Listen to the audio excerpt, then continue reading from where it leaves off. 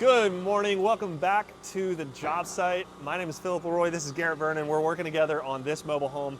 Just to be clear, I am the owner and he is, well, I'm also working with him, but he is the main workhorse on the project. Today we are going to be hooking up a sub panel in this mobile home. We were just gonna run through it real quick, what's going on, and then go to the inside, and Garrett's gonna learn how to hook up a sub panel. So, right here, we've got what's called a meter main. It's called a meter main because the power, which just by the way is not hooked in, power comes in here, meter face sticks in there. We've got a main service disconnect and an 8-panel breaker. They want these now on all tenant occupied buildings so that the fire department can come switch that off real quick without having to talk to a tenant. Okay, we are here at the inside panel. This is gonna be my first time hooking up breakers into a panel box. I'm not exactly sure what we're supposed to do, but my thought process would be start with the 14-2 wire and start with the little breakers, so 15 amp breakers, and have those at the top, and then down at the bottom have the big breakers like the double pole 40. But there is a perfectly hooked up panel box in the next unit over where the inspector said this is the best inside panel hookup I've seen in a really long time. So we're gonna go look at that one first and then come over here and try to recreate it. The exact opposite of what I said. Okay, so our professional electrician hooked up the big breakers at the top and the little breakers at the bottom. I'm not sure that it matters, but overall what I'm seeing here is that you strip all your wires back to the top, so you take all the sheathing off. Our rough-end electrician left the labels on each wire, so we need to cut those off and leave them on separately so that they'll be labeled inside the panel and on the panel label. The other thing that I'm seeing is that this is really neat, and he uses 90-degree corners on all of his wire. He zip tied those together. The ground wire is all hooked up on the right side. All the neutrals are hooked up on the back side, on the left side. And then each breaker has one hot run into it, except for the top two, the double 40 and double 30. They each have two hots in them, a black and a red. And I am seeing for the double 20 and the double 30, they both have a neutral hooked into them, which I am unsure of why that is. But in context, it looks pretty simple. I feel like I can recreate this. I feel like it's going to be great. We're certainly going to find out. Yeah, and the inspector's going to love it because he told me on the last one, hey, whoever your electrician is, you need to keep hiring that guy. Little does he know, I'm that guy. Real quick, a couple of interesting things. One thought that I had, although this looks amazing, it does look incredible, if anybody has to come in and service this panel, it will be kind of a pain in the butt because you're going to be sitting in here. I don't have my knife on me, but you're going to have to nick those little zip ties without touching the wire that could be hot. So that was a thought. It looks amazing, and hopefully it never needs service, or it doesn't for a long time. But that was one thought that I had. Another thing, this is actually, as far as I understand, this is code. So to have those coatings really far up next to the top of the panel box and making sure that they do come through those cut edges on the metal, that is, as far as I know, that is up to code and is code. The only reason that I could think to run your neutral and a hot, really you're using your neutral as a hot for the double 20, is because we ran a 12-2 wire, and I was reading on our best friend ChatGPT as to why that is, and there's some reason for that specific unit, they made it so that you do not need a neutral in the system. You do need a ground, but you do not need a neutral. Somebody tell us in the comments as to why that is. Basically what we did, we ran 12-2 wire. It doesn't pull that many amps, but yeah, a neutral is hot and the hot is hot. Normal hot is hot. So yeah, and same on the water heater. Tell us in the comments why. Step number one in installing your electrical panel is to remove the door that is in your way. I'm serious. Philip's had this tool for like 7 years sitting in his basement, and he's been absolutely dying to get a debut. So I'm going to hand the mic over and... Was that your Macintosh? Let him do his thing. I'm purely I'm electrified. So this is an Irwin vice grip wire stripper. And if you've ever had the problem of, oh, not sponsored by the way by Irwin, although Irwin, if you want to reach out, that could be cool. But so once I get a cutoff of what they're doing, I'll show you how it works. Basically, you put the wire right in those teeth, and when you let me get her in view here. When you grab it, when you push down, it grabs the wire and then separates it and pulls off the end. So hold on one second while I wait for a little cutoff, little scraps from the table. Okay, this is the tool at work. So it's got a little measuring tool, makes it automatically strip to a certain level. It's got these measurements right here, all the way to a 1/2 inch. So we'll just go right about there. Feels pretty good. Then you put your tool, put the wire in the tool, and it just grabs it and dang strips it. Look at that. Didn't even have to get my hands involved, no knife. Oh, here we go. Hello. You electricians, y'all don't like to answer the phone, do you? Oh, check. Yeah, y'all get money, more money. Y'all collect money more than you do work. Got a question here for you, brother. We are wiring up our inside panel.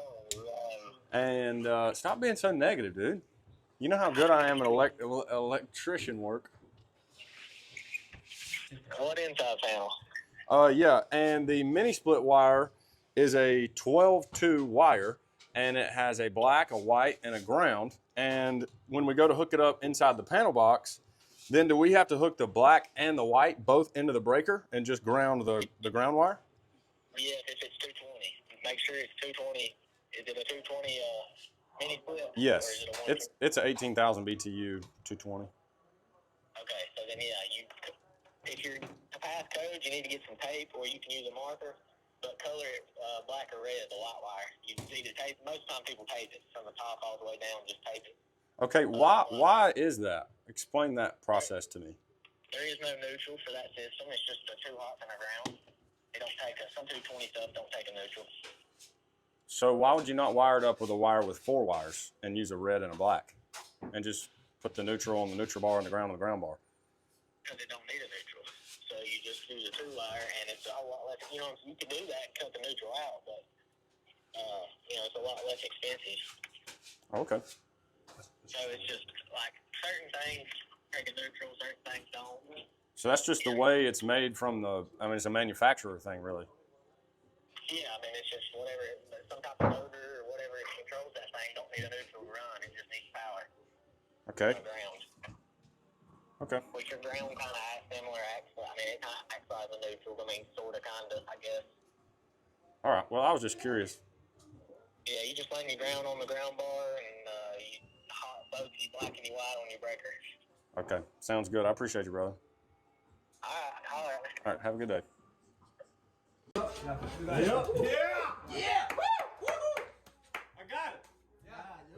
All right, we are almost complete with our first phase of the electrical sub-panel hookup. This is our last wire, so I just wanted to do a step-by-step and show you guys how we're going to do it. So you start up here with the top of the wire with a utility knife, get about as high as you can go, and try to get in that middle groove in the wire and run it. Sometimes it slips off. And bring that all the way down. After that's done, I just pull that back a little bit. This is my label, so I know which wire I'm hooking up. So I cut that off. I separate the hot out. I just slide this label right on the end of the hot wire and fold that thing up so that label doesn't fall off. And then I strip the rest of my wire all the way to the top.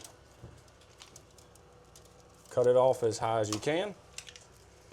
Take this little paper stuff, remove it. Okay, now we're left with a black, a white, and a ground.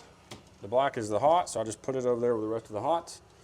And then you can see what we've done here. The white just comes over. We try to make it as neat as possible.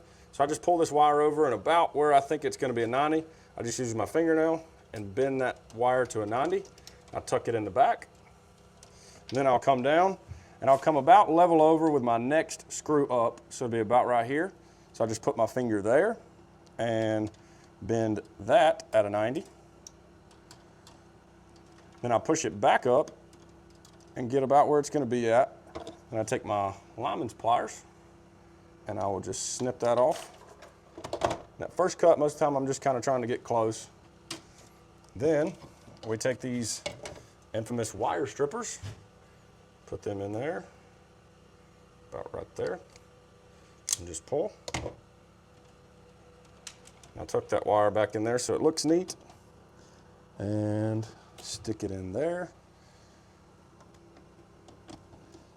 Get that part tight. Do the same thing with the ground. Now there's no more 90, this will just kind of be straight down. And I started tucking them behind this big green wire, just so it looks a little bit better. So this is our last screw. That one's a little bit hard to bend. Yeah, it's gonna be close.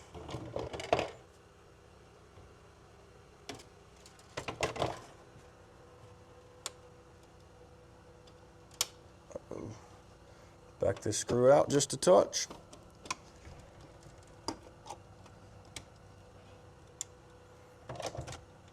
Having technical difficulties here. Then we tighten this one down. And the last thing I'll do is just try to make this look just a little bit neater and get those corners to where they look like they're 90 degrees. So this is the first phase of the sub panel fully hooked up. The next phase will be taking all of these hot wires and hooking them up into these breakers. And we'll know which breaker they go with because we left our labels on. For example, smoke alarm is a 15 amp breaker, so it'll go at the bottom. So we'll start at the top and work our way down.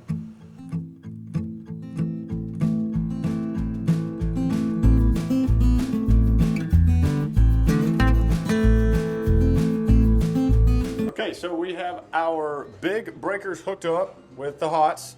What that consists of is the range wire, which is the double 40 breaker. We have the dryer wire, which is the double 30 breaker. We have the mini split, which is a double 20 breaker. And we have the water heater, which is a double 30 breaker. So the big breakers are already hooked up and taken care of. Now we have to hook up our single pole 20s and our single pole 15s. We have 14-2 and 12-2 wire. And me and Philip are going to talk about now and discuss live what might be the best route to do this cleanly. So I don't know if it's best maybe to go from right to left or start with the smaller wire. The 20s are first, so I think that we should start with the 12-2 wire. Remember, this is my first sub panel hookup ever. And he's coming to me asking me as if I'm like a pro. The other thing we're going to do, if you stick around a little bit, is something that will void your insurance if your house burns down, but maybe we're going to teach people how to do this. I don't know. We're going to backfeed a generator into this little panel so that we can get some heat going for the boys, but don't follow us. Something important to know here is that both kitchen outlets are on 2 different wires. Why is that? We had a little bit of conflicting information on that as well. So the kitchen needs 2 dedicated circuits. The kitchen actually has, like, if you have a dishwasher and you have a fridge and you have a microwave and you have some kitchen outlets, it could have like 4 or 5 circuits, and all of those are going to need to be likely, depending on the size of the kitchen. I don't know if there's a scenario where it's not this way, but all of those will likely need to be 12-2 Romex, because if it is GFCI, so I'm like getting in the weeds here, but if it's GFCI and it's GFCI protected, it must be 12-2, which means a 20 amp.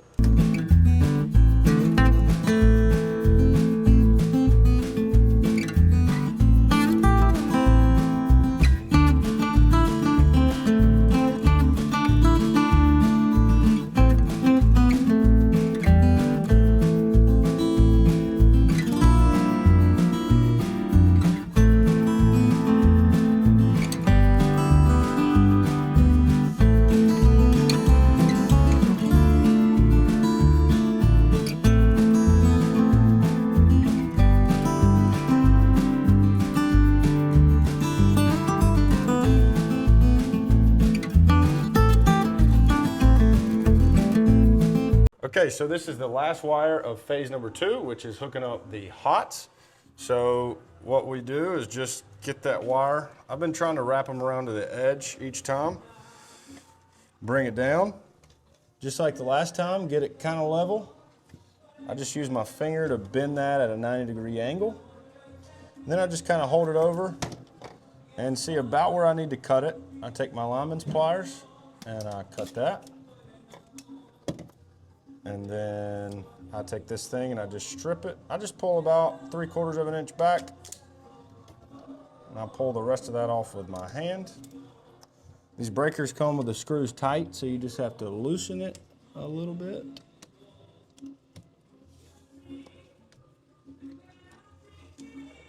And then slide that wire into there.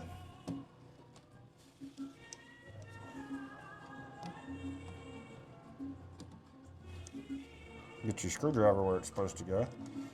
Make sure that gets relatively tight. And then we're done. I did lose 2 labels, so that was one thing that I could do better next time that I did not do well this time. I cut the wire all the way through on the back, and so these labels are just kind of hanging because they're split down the back. I think if I was doing it again, now I don't know. Let's see. What's that one? If I was doing it again, I would not cut them all the way down the back. I would cut them on each side and pull them off, so I didn't have to worry about that.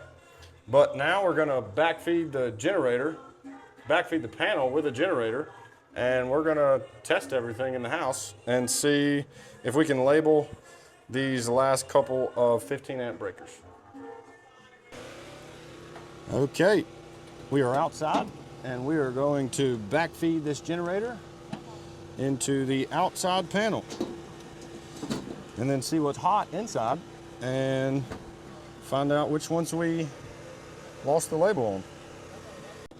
What I'm doing now is just hooking up the hots. Then I will hook up the neutral. I will hook up the ground to the other side, to any one of them.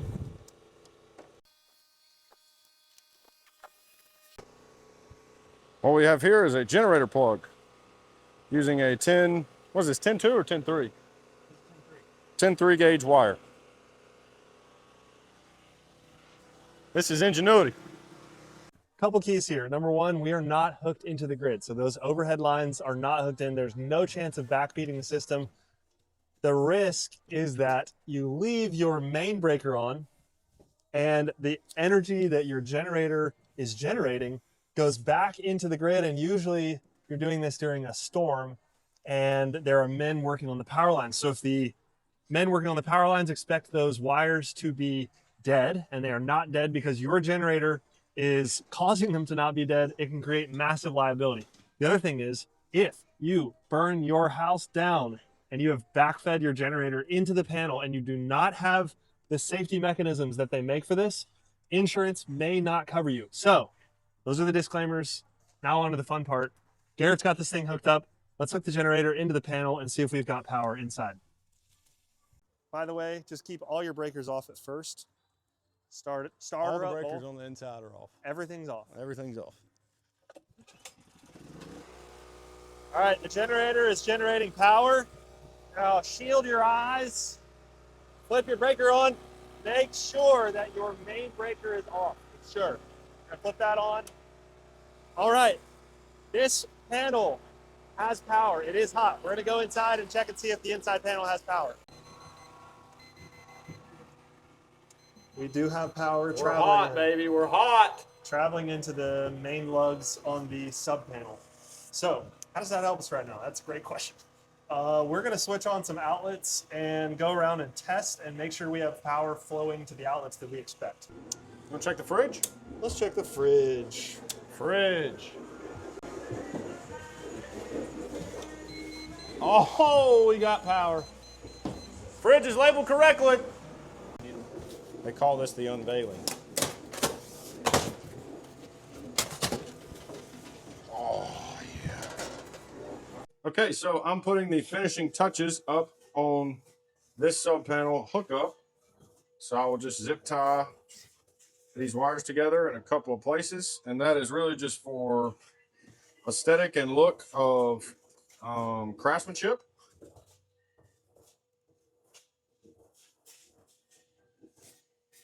And just getting those wires tight together. So we got our panel fully labeled. Found out where everything is actually located at, and it is all labeled correctly. We got our labels inside the panel labeled correctly. We backfed the generator and hooked everything up, and all the wires that are supposed to be hot are hot. So I'm super pleased with how this went. A couple of things that I would do differently. One, I already told you guys, but I would not cut the back of these, and I would leave them full. Let's see, what else would I do differently? Heck, this is the best thing I've ever seen. I mean, I can't think of nothing I'd do different. A couple of things that I learned is one, if you start with your big ones up top, that might be better because those are getting power in from the top, and they will use the bigger power earlier in the process. The other thing is that if you count your wires out, then when you go to start down here on your ground, all your ground holes from bottom to top will be full, and that just looks really good.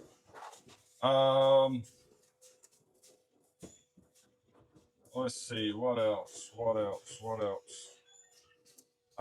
When you're doing this, always upsize your panel. So we have 4 extra spaces for any future improvements or anything that anybody decides to do, and that is just really, really nice to have. Overall, I'm really pleased with how this went. It is very simple. It's way more simple than what you think. It's very daunting when you first look at it, and it's kind of scary because it's electricity that you're dealing with, and it can be dangerous. But I'm super glad that I did this, and I learned a lot, and I'm gaining confidence. So I feel really good about this. So we are going to FaceTime my buddy from home, who is a licensed electrician, and I'm going to show him the panel and get a live reaction to see what he thinks about it. No, what's happening? Just got finished up hooking my first sub panel up. Let me see. You want to see it? Yeah. You ready? Is that what you call me for? Yeah. I need you to check my work.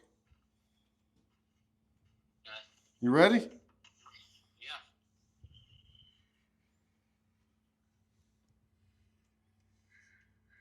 Looks good. Really? Yeah. Yeah, it looks really good.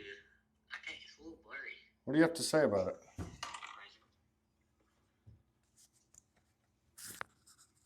Yeah, I mean, I ain't gonna critique it. I ain't one to say, spend the whole. I mean, you can make them like somebody like Stacy can make panels look amazing. I mean, that looks good. I mean, that's a clean panel.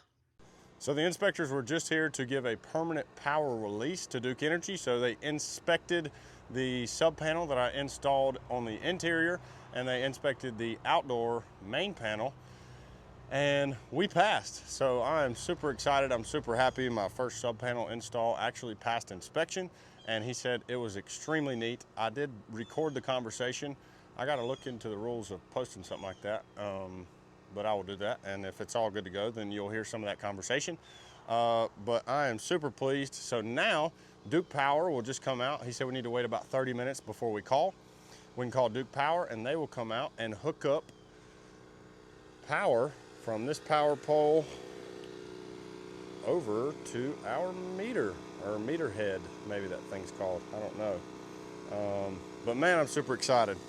So this, I hope, was a good video, and we are about to have permanent power. So see you guys in the next episode. Thanks for joining along.